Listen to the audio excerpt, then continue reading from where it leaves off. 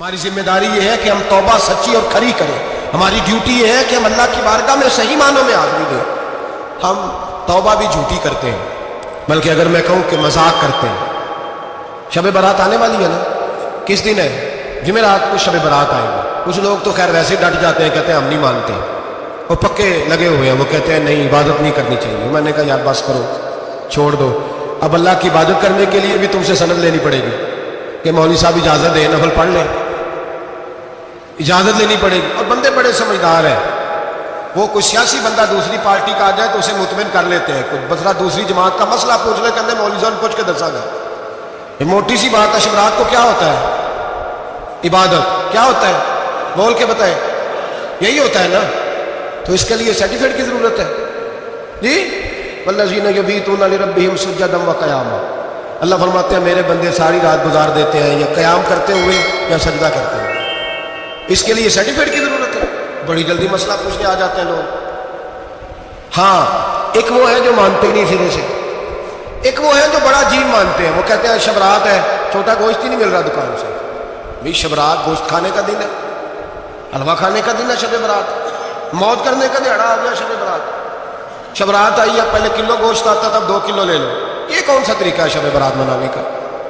اور پھر شب برات منائی جائے گی. معراج شریف سے پٹاخے چل رہے ہیں روز شام کو، چلتے ہیں نا؟ نہیں. میں کہ ارے مینوں غلطی لگتی، تسی بولے نہیں نا. چلتے ہیں پٹاخے. کون بیچتا ہے پٹاخے؟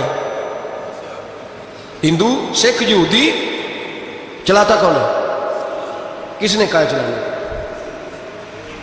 اس میں کوئی کسی فرقے کا بھی اختلاف نہیں ہوتا. ڈرنا چاہیے اللہ پاک سے. اللہ جہنم کی آگ ٹھنڈی کرتا ہے، ہم جلاتے ہیں شبرات کو. رب فرماتے ہیں ٹھنڈی ہوگی، ہم جلا رہے ہیں. بچے پٹاخوں کے پیسے پڑوسی سے لے کے آتے ہیں کہ ہم سے لیتے ہیں؟ ہم منع کیوں نہیں کرتے؟ جوتے نہ پالش کرنے پہ تو تھپڑ لگتے ہیں، تو پٹاخے والے بچے کو نہیں پوچھا جا سکتا؟ باپ کی ذمہ داری ہے. اور محدثین نے مسئلہ لکھا ہے اگر بچہ نابالغ کوئی غلطی کرتا ہے تو اس کا باپ ذمہ دار ہے. جواب دیں اس کی جگہ، ان کو سمجھائیں. شب برات آئے گی، پھر توبہ ہوگی. ہر مسجد سے رونے کی آواز آئے گی، زور زور سے لوگ روئیں گے، تڑپیں گے. اجتماعات ہوں گے، بڑے بڑے اجتماعات ہوں گے. توبہ کریں گے لوگ، کریں گے نا انشاءاللہ تعالیٰ. آئیں گے نا لوگ مسجدوں میں. پھر سویرے جھوٹ بند ہو جائے گا نا. اگلی صبح ملاوٹ ختم، کم تولنا ختم. یہ کیسی توبہ ہے؟ وہ دکاندار جو شبرات والے دن غلط سوجی فروخت کر رہا ہے، ملاوٹ والی چینی بیچ رہا ہے، تاکہ دوائیوں میں دھوکہ دیتے ہیں لوگ. دوائیوں میں دھوکہ دیتے ہیں. ایک ڈاکٹر خود مجھے کہنے لگے، وہ میرے دوست ہیں، ہلکا پھلکا کورس کیا ہوا ہے، کہتے ہیں میرے دوست ہیں کئی سارے لوگ. تو ایک ایسا ہی ہمارے شعبے کا آدمی تھا، تو اپنے ابا جی کو وہ ڈرپ لگانے لگا، تو ابا جی کہنے لگے پتر مینو اصلی لا دے تیری مہربانی، مینو اصلی لا دے تیری مہربانی، لوکھا علی نہ لا دے. یہ حال ہو گیا. دوا مجھے بتائیں وہ قوم اخلاقی طور پہ کتنی گر چکی ہے جو دوائیوں میں زہر بیچتی ہے، دوائیوں میں. اور میں انشاءاللہ کسی موقع پر تفصیل سے اس پر گفتگو کروں گا، بڑی تفصیل سے. میں نے بہت سی معلومات اکٹھی کی ہیں کہ کتنا ظلم کرتے ہیں یہ لوگ، لکھنے والے بھی، لانے والے بھی، بیچنے والے بھی. کتنے بڑے مجرم ہیں، صحت کے ساتھ کھیلتے ہیں. صحت 12 لام دام برسے مطلب. جس آدمی نے دھوکے کا مال لا کے رکھا ہے شبرات والے دن کے رات توبہ بھی کرنی ہے اور سویرے یہ بیچنا بھی ہے، وہ توبہ کرنے آیا. جس نے دھوکے کا مال لا کے رکھا ہے کہ سویرے بیچنا ہے اور رات توبہ بھی کرنی ہے، وہ توبہ کر رہا ہے کہ مذاق کر رہا ہے؟ توبہ میری توبہ، استغفر اللہ، یا اللہ معاف کر دے، اونچی اونچی آواز میں رو رہا ہے، اور سویرے سارے چکر وہی ہیں. یہ کیسی توبہ ہے؟ توبہ کیا ہے؟ میرے نبی پاک علیہ السلام کے غلاموں نے توبہ کی تقسیم کی. حضرت حسن بصری سے کسی نے پوچھی توبہ کیا ہے، تو آپ نے فرمایا توبہ یہ ہے کہ جب تو توبہ کر لے تو پھر اس جگہ نظر نہ آنا جہاں کھڑے ہونے سے رب رسول ناراض ہوتے. اور فرمایا توبہ یہ ہے کہ جب تو نے توبہ کر لی پھر وہاں سے غیر حاضر نہ ہونا جہاں حاضری کا تجھے اللہ رسول حکم دیتے ہیں. یہ تیری توبہ ہے. اور اگر تو ایسا نہیں کرتا پھر تو نے توبہ نہیں کی، پھر تو نے مذاق کیا. میرے بھائی رحمت الہی آواز دیتی ہے کی طرف رجوع کریں، دوڑے اور رحمت کی امید رکھ کے آئیں. یہ سمجھ لیں کہ اللہ پاک، میں ایک بات اکثر کرتا ہوں، نبوت کا دروازہ بند ہوا ہے. داتا گنج بخش علی اجمیری نے کہیں نہیں لکھا تھا کہ میرے بعد علی بن عثمان اجمیری دوسرا نہیں آ سکتا. حضرت مجدد صاحب کہیں نہیں لکھ کے گئے کہ دوسرا مجدد الفسانی پیدا نہیں ہوگا. حضرت بہاءالحق نقشبند بخاری نے کہیں نہیں کہا کہ میرے جیسا ولی نہیں ہو سکے. بزرگوں نے کبھی نہیں کہا. تو جدوجہد تو کر، اقبال کہتے ہیں آج بھی ہو اگر ابراہیم کا ایمان پیدا، آگ کر سکتی ہے انداز گلستہ پیدا۔ تو پروگرام تو بنا، آگے کی طرف تو سفر کر۔ میرے نبی کریم سید عالم صلی اللہ علیہ وسلم نے فرمایا تیرے آ جانے سے تیرا رب راضی ہو جاتا ہے، جب تو آتا ہے تو تیرا اللہ راضی ہو جاتا ہے۔ یہ جو ہماری مشکلات ہوتی ہیں نا، جن میں عمل جو ہوتے ہیں، وہ جو ہمیں جادو ہو جاتا ہے، تویز کر دیتے ہیں ہمارے قریبی رشتہ دار، وہ تویز نہیں ہوتے، وہ ہمارے اعمال کی سزا ہوتی ہے، ہمارے اعمال کی سزا ہوتی ہے۔ ہم وہ ڈھونڈتے پھرتے ہیں کہ بابا مل جائے پھونک مارے صحیح کر دیں، حالانکہ وہ ہمارے اعمال کی سزا ہے۔ ہمیں اپنی تربیت کرنی چاہیے ہمیں۔ اور ویسے بھی دم درود تویز دھاگا میں اکثر کہا کرتا ہوں، میں کہتا ہوں میں نے کسی کتاب میں نہیں پڑھا کہ کوئی بندہ نبی پاک سے یمن سے دم کرانے آیا ہو کہ میں حضور سے دم کرانے جا رہا ہوں، مصر سے آیا ہو دم کرانے، شام سے دم کرانے آیا ہو۔ میرے نبی پاک کے پاس جو بھی آیا کرتا تھا، نبی پاک کا دین سیکھنے آیا کرتا ہے۔ دم درود تو ایک ضمنی چیز ہے، ذلی چیز ہے، ہو گیا تو ٹھیک ہے، ورنہ اللہ پاک اگر بیماری میں راضی ہے تو نبی پاک نے خود بیماری کو سینے سے نہیں لگا کے رکھا، خود اللہ کے محبوب سید عالم صلی اللہ علیہ وسلم کا مثال بیماری کے ساتھ ہوا۔ تو بیماری تو مریدنی ہے میرے نبی پاک کی، وہ تو کنیز ہے حضور کے گھر کی۔ عام دام پر سر مطلب کھری توبہ، سچی توبہ۔ اور کس طرح کی توبہ؟ میرے نبی کریم علیہ الصلوۃ والسلام نے ایک دن صحابہ سے پوچھا ایک بات تو بتاؤ، بخاری مسلم کی حدیث ہے، یا رسول اللہ پوچھیے۔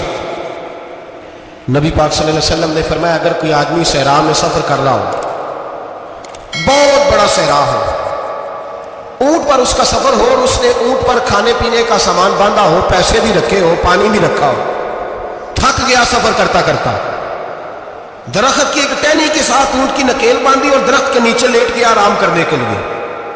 اللہ کے حبیب فرماتے ہیں اچانک اس کی آنکھ لگ گئی، جب جاگا تو اس نے دیکھا کہ اونٹ تو غائب ہو گیا، اب نہ کھانا ہے، نہ پانی ہے، نہ پیسے ہیں، اور صحرا بڑا لمبا ہے، پیدل سفر بھی نہیں کر سکتا۔ تھوڑا سا ڈھونڈا، پھر موت کا انتظار کرنے لگا، سوچنے لگا اب موت آئے گی، اب مر جاؤں گا۔ اللہ کے محبوب فرماتے تھوڑی دیر گزری، جب بالکل مایوس ہو گیا تھا تو اچانک نظر پڑی تو اونٹ اس کا سامنے کھڑا تھا۔ پھر نبی پاک سے سے پوچھتے بتاؤ، اس کی کل کائنات اجڑ گئی تھی، راز ضائع ہو گئی تھی، ہر شے لٹ گئی تھی، دوبارہ اسے مل گئی ہے، بتاؤ اسے کتنی خوشی ہوگی؟ صحابہ کہنے لگے یا رسول اللہ نئی زندگی مل گئی اس بندے کو، وہ ساری دنیا سے زیادہ راضی ہے۔ تو میرے کریم رسول صلی اللہ علیہ وسلم نے فرمایا رب کریم کا نافرمان بندہ جب اس کی بارگاہ میں آ کے توبہ کرتا ہے تو اللہ اس سے بھی زیادہ راضی ہو جاتا ہے۔ نافرمان جب آ کے کہتا ہے یا اللہ معاف کر دے، آئندہ نہیں کرتا، میں اللہ کو راضی ہو جاتا ہے۔ اور حبیب پاک علیہ السلام فرماتے ہیں وہ اتنا کریم ہے، جب بندہ اپنے رب سے صلح کر لیتا ہے، توبہ کر لیتا ہے، تو اللہ زمین کو کہتا ہے تو بھول جا میرے بندے نے گناہ کیا ہی نہیں، آسمان سے کہتا ہے تو بھول جا میرے بندے نے گناہ کیا ہی نہیں۔ پھر رب کریم فرشتوں سے فرماتا ہے کہ مٹا دو جو تم نے لکھا تھا، میں نے اپنے بندے کے ساتھ صلح کر لی۔ شب برات کو آئیں گے مسجد میں انشاءاللہ؟ کتنے بجے؟ نہیں سوچے ہی نہیں اس پاسے تھے، عصر کے وقت مسجد آئیں شب رات۔ کتنے بجے جی؟ عصر کے وقت آئیں، غسل کریں، مسجد آئیں، عصر کے بعد درود شریف پڑھیں اور مغرب سے لے کر فجر تک عبادت کریں۔ مغرب میں شام شروع ہو جاتی ہے، ایک رات جاگ کے دیکھیں، جاگنا پڑتا ہے، مریض ہو جائے تب بھی جاگنا پڑتا ہے، دکھ لگ جائے تب بھی وہ جگا لیتا ہے، بڑے بڑے جاگتے ہیں، بڑے بڑے جاگ لیتے ہیں، وہ جگا لیتا ہے، تندرستی بھی، صحت بھی، دولت بھی، اے سی بھی، پلنگ بھی بڑا اچھا، لیکن اگر وہ نیند نہ دینا چاہے تو بندہ ساری رات ہی تڑپ کے جاگتا ہے، تڑپ کے، اور بھوکا اتنا، روٹی کا بھوکا اتنا پریشان نہیں ہوتا جتنا نیند کا بھوکا پریشان ہوتا ہے، الجھ جاتا ہے انسان، وہ جگا لیتا ہے، قبل اس کے کہ وہ خود جگائے، خود بخود جاگ جائے۔ مغرب سے لے کر فجر تک نماز پڑھیں، ذکر کریں، درود پاک پڑھیں، محفل میں شرکت کریں۔ میرے رسول کریم علیہ الصلوۃ والسلام کی پیاری زوجہ ام المومنین سیدنا عائشہ صدیقہ رضی اللہ تعالیٰ عنہ کہتی ہیں حضور رمضان کے علاوہ سب سے زیادہ روزے شعبان میں رکھتے تھے، گویا پریکٹس ہوتی تھی رمضان کی۔ میں نے عرض کیا یا رسول اللہ صلی اللہ علیہ وسلم اتنے روزے کیوں رکھتے ہیں، ابھی رمضان تو آگے ہے؟ تو نبی پاک نے فرمایا عائشہ اس مہینے میں بندے کا عمل اللہ کی بارگاہ میں جاتا ہے، میں چاہتا ہوں جب میرا عمل جائے تو میں نے روزہ رکھا ہوا، کثرت سے روزہ رکھے اور میرے بھائی بدل جائے۔ میرے نبی پاک نے فرمایا غنیمت جان اگر صحت ہے تو بیماری آنے سے پہلے غنیمت جان یہ چلی جائے گی، بیمار آدمی سے کچھ بھی نہیں ہوتا، غنیمت جان لے لمحوں کو کچھ کر لے، اور اگر تیرے پاس فرصت ہے تو غنیمت جان لے مصروف ہونے سے پہلے پہلے۔ میرے حبیب کریم سید عالم علیہ السلام کے غلام فرماتے ہیں کہ نبی پاک صلی اللہ علیہ وسلم نے ہمیں مثال دے کے سمجھایا۔ مدینے میں جو قبیلہ سب سے زیادہ بکریاں پالتا تھا وہ بنو کلب کا قبیلہ تھا، اور فرماتے اتنی بکریاں تھیں کہ ان کی بکریاں ہم نے کبھی نہیں گنی تھی۔ نبی پاک علیہ السلام نے فرمایا جب شعبان کی 15ویں رات آتی ہے، ترمذی کا لفظ ہے، فرمایا جب شعبان کی 15ویں رات آتی ہے تو بنو کلب کے قبیلے کی بکریوں کے بالوں کی تعداد کے مطابق اللہ میری امت کے افراد کی بخشش فرما دیتا ہے۔ اور صحابہ کہتے ہیں ہمیں لگتا یوں ہے کہ چونکہ ہم نے جو چیز سب سے زیادہ دیکھی تھی وہ بنو کلب کی بکریاں تھیں، اس لیے نبی پاک نے ہمیں سمجھانے کے لیے ان کی بات کی، ورنہ اگر ہم نے اس سے زیادہ کچھ شے دیکھی ہوتی تو نبی پاک اس کا نام بیان فرماتے۔ ہمیں سمجھانے کے لیے فرمایا بنو کلب کے قبیلے کی بکریوں کے بالوں کی تعداد، کسی ایک بکری کے بال بھی بندہ گن سکتا، اور حضور نے فرمایا جو سب سے زیادہ بکریاں پالتے ان کی تعداد کے مطابق حضرت عائشہ صدیقہ رضی اللہ تعالیٰ عنہ فرماتی ہے جنت البقیع میں حضور جایا کرتے، قبرستان میں، قبرستان کے کونے میں اللہ کے رسول کو میں نے نماز پڑھتے بھی دیکھا 15ویں رات کو، اور فرماتی ہیں حضور بقیع والوں کے لیے بخشش کی دعا بھی کرتے، قبرستان بھی جائیں شب برات کو ان کے لیے دعا بھی کریں، اور پھر میرے بھائی شب برات کو للہیت کے ساتھ آئیں، لوٹنے کا پروگرام بنائیں، اس سے قبل کے رب کریم خود جکڑ کے لے آئے، خود بخود آئیں، اس کے کرم کی طرف توجہ کریں، اس کی رحمت کی طرف توجہ کریں۔ میرے رسول کریم صلی اللہ علیہ وسلم کے پاس ایک دیہاتی آئے، مولا علی شیر خدا فرماتے ہیں میں بھی حاضر تھا، کہتے کبھی کبھی سادے بندے آتے تھے پر بڑی عجیب ہی بات کر جاتے تھے، کہتے ایک دیہاتی آئے تامت باندھی ہوئی اور سادہ سا رومال کندھے پہ رکھا ہوا، نبی پاک کے پاس آئے اور حضور سے دل لگی کرنے لگے، حضور سے دل لگی کرنے لگے، میٹھی باتیں کہنے لگے یا رسول اللہ ایک مسئلہ پوچھنے آیا ہوں۔ فرمایا پوچھو۔ عرض کرتے ہیں حضور قیامت میں حساب کون لے گا؟ قیامت میں اب کس کو نہیں پتا کون حساب لے گا، دل لگی کی بات ہے، کون لے گا؟ نبی پاک نے فرمایا اللہ حساب لے گا۔ تو کہتے ہیں اس نے نا اور جملہ کہا تو ہم اس کی بات پہ حیران ہو گئے، کہنے لگے یا رسول اللہ واقعی اللہ حساب لے گا؟ تو کہتے ہیں نبی پاک مسکرائے، فرمانے لگے تجھے تیری مار ہوئے میں سچی تو کہہ رہا ہوں، تو کس طرح کی بات کر رہا ہے، اللہ حساب لے گا؟ حضرت علی فرماتے ہیں اس نے رومال اٹھایا کندھے پہ رکھا، کہنے لگے یا رسول اللہ اگر رب حساب لے گا تو پھر اس نے معاف ہی کر دینا۔ یہ کہہ کے وہ چلا گیا، یہ لفظ کہہ کے وہ چلا گیا۔ حضرت مولا علی کہتے ہیں میں نے حضور کا چہرہ دیکھا تو گلاب سے بھی زیادہ کھلا ہوا تھا، میں نے نبی پاک کا چہرہ دیکھا تو چاند سے بھی زیادہ روشن تھا۔ میں نے کہا حضور یہ کیا کہہ گیا ہے؟ نبی پاک نے فرمایا بندہ بڑا سادہ تھا، بات بڑی پیاری کر گیا ہے، بڑی پیاری کر گیا ہے۔ حضور نے فرمایا علی رب کریم ہے، اور کریم جب غالب ہوتا ہے تو کرم ہی فرمایا کرتا ہے، وہ کرم ہی کرتا ہے، وہ معاف ہی کرتا ہے، وہ معاف ہی کرتا ہے۔ اللہ معاف کرتا ہے، پر میں نے کہا کوئی معافی لینے آئے ہی نہ تو کوئی معافی لینے۔ ایک اور بات بھی آخر میں سمجھانی ہے آپ کو، وہ بھی سمجھ لیں۔ ہم جب کسی رشتہ دار کو راضی کرنے جاتے ہیں نا ناراض ہو تو ہمیں پتہ چل جاتا ہے کہ یہ وقت چپانے آیا یا راضی ہو گیا۔ دو قسم کے لوگ ہوتے ہیں، کہتے ہیں چلو برات بھی آ گئی ہے میں چلتا ہوں، پر کس طرح ٹائم پہ ٹائم آؤں گا، 200 دے کے گھر آ جاؤں گا۔ اور جو راضی ہو جاتے ہیں نا وہ 2 دن پہلے آتے ہیں، جیگوں کا بھی خیال کرتے ہیں، ملاقات کرتے ہیں، وہ کپڑے بھی نہیں بدلتے، فرق ہوتا ہے راضی ہونے میں۔ بات کی سمجھ آ رہی ہے آپ؟ ہم توبہ کرنے آتے ہیں اللہ کی بارگاہ میں، کیا ہمیں پتہ نہیں چلتا کہ ہم نے توبہ کیا رب راضی ہوا ہے کہ نہیں ہوا؟ ہمارا ایمانی رشتہ تو ہے نا اپنے رب سے، روح کا تعلق تو ہے نا، تو ہمیں اندازہ ہوتا ہے کہ اللہ راضی ہو گیا کہ نہیں، اندازہ تو ہونا چاہیے نا۔ یہ بات کہنے کی نہیں، یہ بات محسوس کرنے کی ہے، اس کو محسوس کریں۔ ہم جب اللہ کی بارگاہ میں آئے تو پھر ہمیں اندازہ ہونا چاہیے کہ میں نے منا لیا ہے کہ نہیں منا سکا، میں اس کو راضی کر کے اٹھ رہا ہوں کہ نہیں اٹھ رہا۔ اگر بغیر راضی کیے اٹھے ہو تو پھر فارمیلٹی کرنے آئے تھے، پھر راضی کرنے نہیں آئے تھے۔ حضرت فضیل ابن عیاض رحمۃ اللہ تعالیٰ علیہ فرماتے ایک دن میں نے سر سجدے میں رکھا اور میں نے کہا خدا بندہ آج مجھے پتہ چلے گا کہ تو مجھ سے راضی ہے کہ ناراض ہے تو پھر ہی میں اٹھوں گا۔ آپ فرماتے ہیں مجھے چاروں کونوں سے آواز آنے لگی کہ تیرا رب راضی ہو گیا، اور فرماتے ہیں جس جگہ میں سجدہ کر رہا تھا وہ زمین بھی بولنے لگی کہ بس کر دے، عرش کا مالک تجھ سے راضی ہو گیا۔ لیکن شرط یہ ہے، حضرت حبیب اجمی رحمۃ اللہ علیہ فرماتے ہیں میں سود کا کاروبار کرتا تھا توبہ کرنے سے پہلے، کئی دفعہ میں نے توبہ کی تھی، لیکن میری اس توبہ کے اندر صداقت نہیں ہوتی تھی. میرا دل بھی گواہی دیتا تھا کہ یہ نا بہت سارے بندے کہتے ہیں آئندہ نہیں کرتا، آئندہ نہیں کرتا، وقت ٹپاتے ہیں. جس طرح بندوں کو دھوکہ دیتے ہیں اس طرح معاذ اللہ توبہ بھی اسی طرح کی کرتے ہیں، لیکن بعد میں دوبارہ اسی ڈگر پہ چل نکلتے ہیں جس پہ پہلے ہوتے ہیں. آپ فرماتے ہیں میں کئی دفعہ توبہ کرتا تھا تو توڑ دیتا تھا. آج میں نے توبہ کی. کس طرح کی؟